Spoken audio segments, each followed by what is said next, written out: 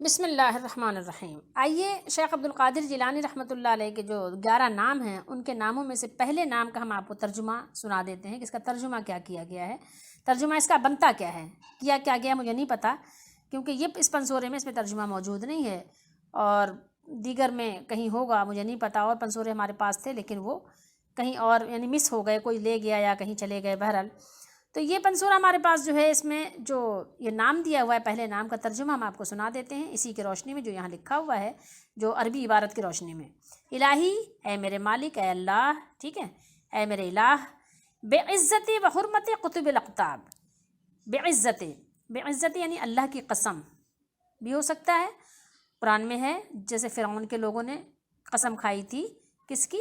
اس کی، فرعون کی، ٹھیک ہے، تو فرعون کی عزت کی قسم کھائی تھی، اور یہاں پر یہ قسم جو کھا رہے ہیں وہ بظاہر سیاق و سباق سے یہی نظر آ رہا ہے کہ الہی، اے میرے مالک، یہ دیکھیں آگے نام کیا دیا ہے انہوں نے، یہ غوث، یہ اقطاب، قطب اقطاب، اس سے انہوں نے یہ قسم کھانا مراد لیا ہے کہ ان یعنی غوث ثقلین ہے، ثقلین دو بھاری گروہ، ٹھیک ہے، بھاری گروہ کون سے دو ہیں؟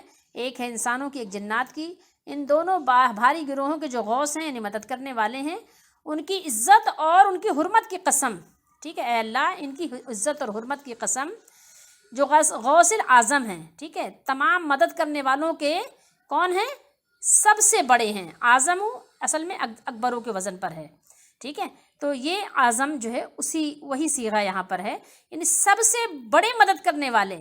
اب آپ بتائیے صحابہ کہاں گئے، انبیاء علیہ السلام کہاں گئے، ٹھیک ہے، سب سے بڑے وہ مدد کرنے والے، اور یہ کون ہیں؟ امام حسن اور امام حسین، دونوں بزرگوں کو رضی اللہ تعالیٰ عنہما کی طرف سے، یعنی ان کی نسبت ہے، تو یعنی ایک کی ننیالی اور ایک ددیالی طرف سے، ٹھیک ہے، اور یہ کیا ہیں؟ قطب ربانی ہیں۔ اب ذرا آپ ان کے ذرا تصور کیجئے گا، یہ غوث ہیں، سمدانی ہیں، ٹھیک ہے، یعنی سمد اللہ کا نام ہے، یہ سمدانی ان کو کہہ دیا، یعنی ہمارے یعنی یہ بے نیاز یہ غوث ہیں، ٹھیک ہے، اور اس کے علاوہ یہ محبوب حقانی، یہ کہاں سی چیزیں آئی ہیں؟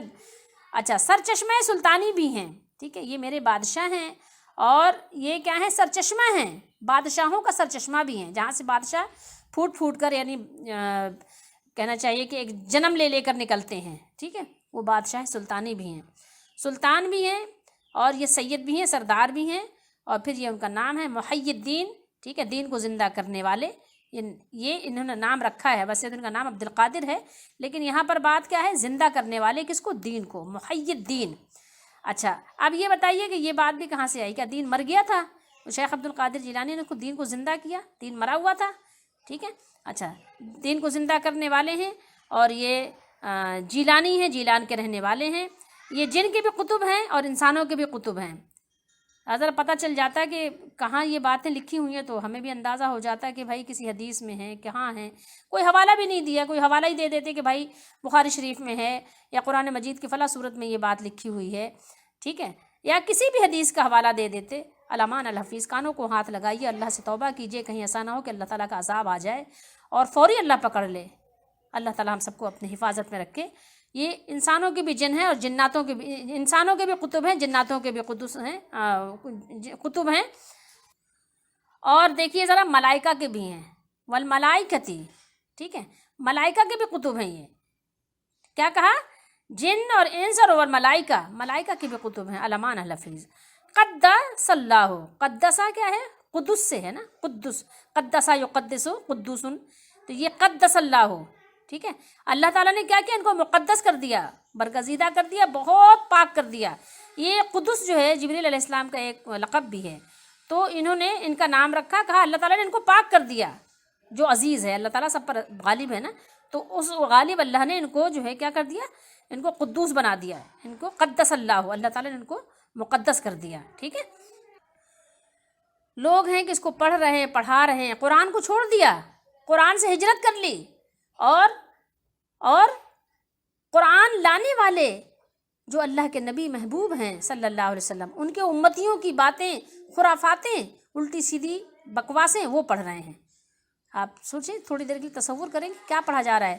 بہت سے لوگوں سے آپ پوچھیں پنسورہ پڑھا تھا صبح، پنسورہ، ارے بھائی پنسورہ کیوں پڑھا تھا؟ قرآن کیوں نہیں پڑھا تھا؟ قرآن کیوں نہیں پڑھا؟ پنسورہ کیوں پڑھ رہے ہو؟ پنسورے میں کیا لکھا ہے تمہیں پتہ بھی ہے؟ پنسورے میں کتنی طرح کی یعنی دین کی بگاڑ کی باتیں لکھی ہوئی ہیں. یہ ہے پہلے نام کا ترجمہ. 11 نام ہے. میں آپ کو انشاءاللہ 11 ناموں کے ترجمے تھوڑے تھوڑے کر کے سناؤں گی. اب بتائیے کہ یہ شرک نہیں ہے تو کیا ہے؟ اس کو کیا کہتے ہیں؟